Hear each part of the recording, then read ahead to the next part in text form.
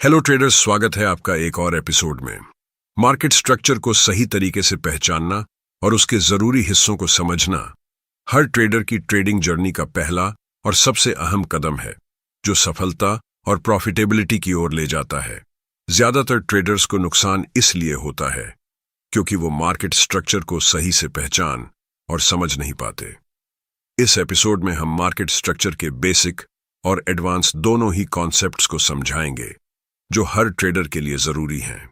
इसके साथ ही हम आपको मार्केट स्ट्रक्चर मैपिंग की कुछ महत्वपूर्ण चाबियां और टिप्स भी बताएंगे, जो आपको मार्केट में एक कदम आगे ले जाएंगी।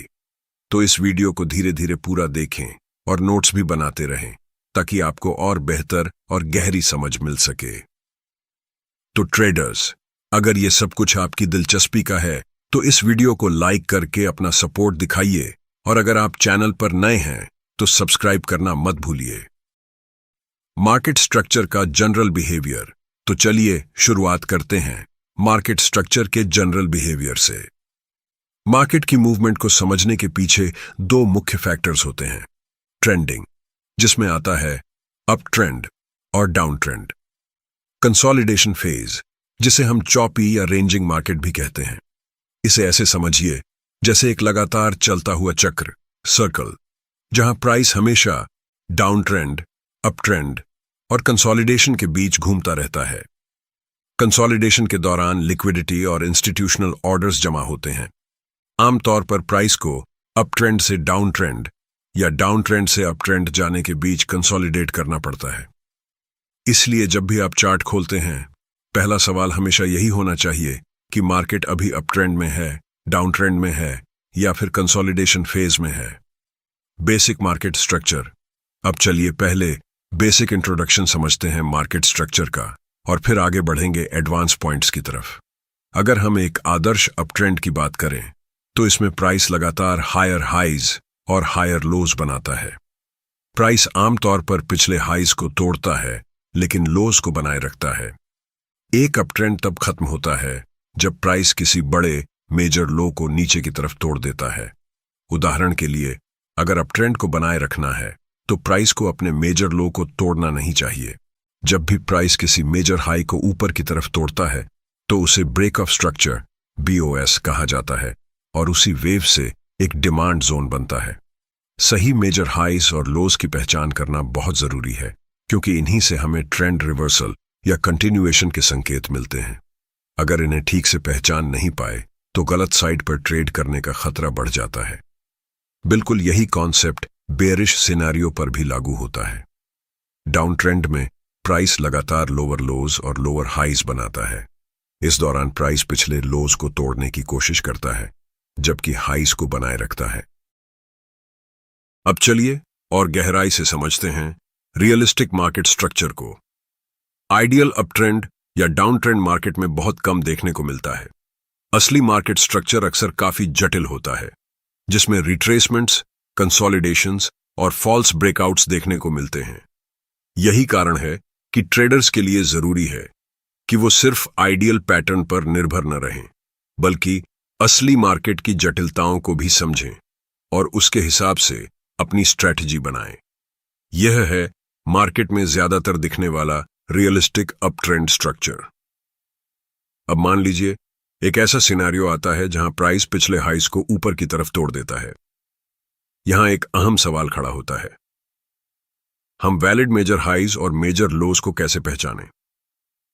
इसका जवाब समझने के लिए अगर हम स्ट्रक्चर के लेफ्ट साइड को देखें तो साफ है कि प्राइस एक अपवर्ड मूवमेंट करता है जब तक कि वो रिट्रेस होना शुरू ना कर दे। रिट्रेसमेंट शुरू होने से ठीक पहले प्राइस का सबसे ऊंचा पॉइंट होता है मेजर हाई। इसी तरह वह सबसे निचला पॉइंट जहां से बुलिश वेव शुरू हुई और अपवर्ड मूवमेंट ने ब्रेक ऑफ स्ट्रक्चर बनाकर नया हाई क्रिएट किया, उसे कहते हैं मेजर लो। ये दोनों पॉइंट्स हमारे मेजर एक्सटर्नल स्ट्रक्चर्स कहलाते हैं। इनके बीच जो भी स्ट्रक्चर बनता है उसे इंटरनल स्ट्रक्चर माना जाता है। अगर प्राइस मेजर हाई को ऊपर की तरफ तोड़ता है और एक ब्रेक ऑफ स्ट्रक्चर BOS बनाता है तो यह ट्रेंड कंटिन्यूएशन का संकेत है। लेकिन अगर प्राइस मेजर लो के नीचे चला जाता है तो यह ट्रेंड रिवर्सल का सिग्नल माना जाता है। एक्सटर्नल स्ट्रक्चर्स के बीच जो भी इंटरनल प्राइस एक्शन होता है उसका कोई फर्क नहीं पड़ता जब तक कि प्राइस अपने हालिया मेजर लो से ऊपर है। जब तक यह कंडीशन पूरी है हम मार्केट को बुलिश मानते हैं। अब जब हमने हालिया एक्सटर्नल स्ट्रक्चर्स को पहचान लिया तो यही हमारे करंट एरिया ऑफ इंटरेस्ट और ट्रेडिंग रेंज को डिफाइन करते हैं। यहां हम देखते हैं कि प्राइस रिट्रेसमेंट फेज में आ गया है और इंटरनल स्ट्रक्चर्स बना रहा है, खासकर बेरिश वाले। इसके बाद बुलिश इंटरनल रिअलाइनमेंट बनने के बाद प्राइस हालिया मेजर हाई को ऊपर की तरफ तोड़ देता है और नया मेजर हाई और लो एस्टैब्लिश करता है। यह नया मेजर लो वास्तव में वह इंटरनल लो है जो एक्सट्रीम पर बना था।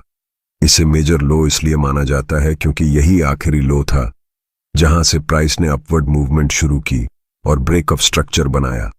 आप सोच रहे होंगे कि हम इस दूसरे लो को मेजर क्यों नहीं मानते। उसका कारण यह है कि एक्सट्रीम वाला लो असल में सबसे निचला पॉइंट है जहां से अपवर्ड मूव शुरू हुआ। यही की लो है जिसने अपवर्ड मूवमेंट और उसके बाद ब्रेक ऑफ स्ट्रक्चर को ट्रिगर किया। अब बेरिश सिनारियो को देखते हैं। यह भी बुलिश जैसा ही है, बस इसमें बेरिश वेव बनती है जो ब्रेक ऑफ स्ट्रक्चर तक ले जाती है। इसके साथ ही हमें एक मेजर लो मिलता है जो वह सबसे निचला पॉइंट है जहां प्राइस ब्रेक ऑफ स्ट्रक्चर के बाद पहुंचा। तो बेरिश केस में भी वही होता है। मेजर हाई और मेजर लो हमारे एक्सटर्नल स्ट्रक्चर्स हैं। इनके बीच बनने वाले सब स्ट्रक्चर्स इंटरनल स्ट्रक्चर्स कहलाते हैं। अगर प्राइस मेजर लो को डाउन साइड पर तोड़ता है और बीओएस बनाता है तो यह कंटिन्यूएशन ट्रेंड का संकेत है। लेकिन अगर प्राइस मेजर हाई को ऊपर की तरफ तोड़ दे तो यह ट्रेंड रिवर्सल का सिग्नल है। इंटरनल प्राइस एक्शन का नेचर मायने नहीं रखता जब तक कि प्राइस अपने हालिया मेजर हाई से नीचे बना रहता है। इसका मतलब है कि मार्केट बेरिश है। अब यहां जैसे जैसे प्राइस रिट्रेस करता है इंटरनल हाईज और लोज बनते हैं, लेकिन फिर यह नीचे गिरकर हालिया मेजर लो को डाउन साइड पर तोड़ देता है। इस केस में एक्सट्रीम पर बना इंटरनल हाई नया मेजर हाई बन जाता है क्योंकि यही आखिरी हाई था जहां से प्राइस ने बेरिश पुश शुरू की और नया बीओएस बनाया। इसके बाद प्राइस फिर रिट्रेस करता है और एक नया मेजर लो बनाता है। फिर इंटरनल स्ट्रक्चर्स बनते हैं और प्राइस अपनी बेरिश मोमेंटम जारी रखता है जिससे लोअर लोज और लोअर हाईज की सीक्वेंस एस्टैब्लिश होती है। अब चलते हैं एक और क्रूशियल एस्पेक्ट पर, ब्रेक ऑफ स्ट्रक्चर, बीओएस। आपने बीओएस का जिक्र अक्सर trading tutorials, market structure videos और हैंडबुक्स में जरूर देखा होगा। आमतौर पर बुलिश बीओएस को बस ऐसे डिफाइन कर दिया जाता है कि प्राइस हाई को ऊपर की तरफ तोड़ दे। लेकिन असलियत में वैलिड बीओएस पहचानने के लिए कुछ स्पेसिफिक रूल्स और की पॉइंट्स होते हैं। वैलिड बीओएस कब होता है? जब प्राइस हालिया हायर हाई को बॉडी ऑफ अ कैंडल के साथ तोड़कर और उसके ऊपर क्लोज करता है। यह वैलिड बीओएस माना जाएगा, चाहे इसके बाद प्राइस तुरंत नीचे ही क्यों ना आ जाए। इस सिनेरियो में नया मेजर लो और मेजर हाई बनते हैं और एक नई ट्रेडिंग रेंज एस्टैब्लिश होती है। अगर प्राइस इस नए मेजर लो को डाउन साइड पर तोड़ देता है तो यह ट्रेंड रिवर्सल का सिग्नल है, यानी मार्केट अब बुलिश नहीं है। इसे कहते हैं चेंज ऑफ कैरेक्टर।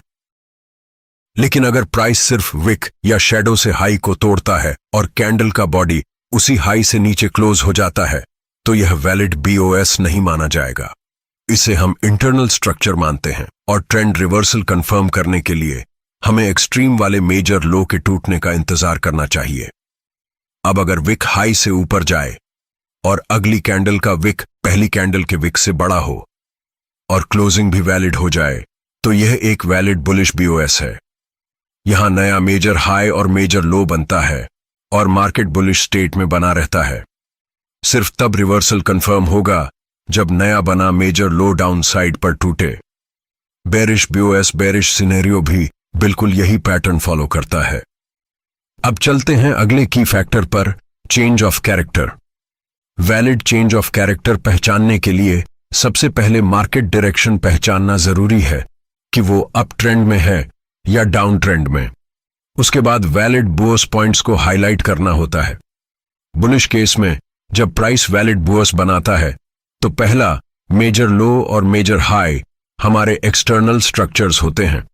इनके बीच का सब कुछ इंटरनल स्ट्रक्चर्स है। चेंज ऑफ कैरेक्टर दो प्रकार का है, माइनर और मेजर। जब भी प्राइस किसी इंटरनल लो को तोड़ता है तो वो माइनर चेंज ऑफ कैरेक्टर है, लेकिन इसे रिवर्सल सिग्नल नहीं मान सकते। यहीं पर नए ट्रेडर्स गलती करते हैं। वो माइनर चेंज ऑफ कैरेक्टर को रिवर्सल मान लेते हैं और शॉर्ट पोजीशन ले लेते हैं। स्टॉप लॉस अक्सर इंटरनल हाई के ऊपर लगाते हैं, लेकिन प्राइस रिट्रेस करके वापस ऊपर चला जाता है और उनका स्टॉप लॉस हिट हो जाता है। असल में रिवर्सल कंफर्म करने के लिए मेजर लो के टूटने का इंतजार करना चाहिए था। Minor change of character invalid था और प्राइस बस रिट्रेसमेंट फेज में था। Valid market structure shift signal तभी मिलता है जब प्राइस आखिरी मेजर लो को डाउनसाइड पर तोड़े और कैंडल बॉडी उसके नीचे क्लोज करे। बुलिश सिनेरियो में वैलिड चेंज ऑफ कैरेक्टर तभी माना जाएगा जब प्राइस कैंडल बॉडी के साथ लास्ट मेजर लो को नीचे तोड़े। अगर विक से लो टूटे और क्लोज ऊपर हो तो चेंज ऑफ कैरेक्टर इनवैलिड है। बेरिश केस में भी यही है। वैलिड चेंज ऑफ कैरेक्टर तभी माना जाएगा जब candle body last major high के ऊपर क्लोज करे। सिर्फ विक का ब्रेक मान्य नहीं है। बस इतना ही ट्रेडर्स। उम्मीद है यह वीडियो आपके लिए जानकारीपूर्ण और उपयोगी रहा होगा। चैनल को सब्सक्राइब करना और नोटिफिकेशन बेल दबाना मत भूलिए ताकि आपको हमारे नए वीडियो की जानकारी मिलती रहे। हमें आपके फीडबैक और सुझावों का इंतजार रहेगा। नीचे कमेंट में बताइए कि आप आगे किस टॉपिक पर वीडियो चाहते हैं। आपका सपोर्ट हमारे लिए बहुत मायने रखता है। मिलते हैं अगले एपिसोड में।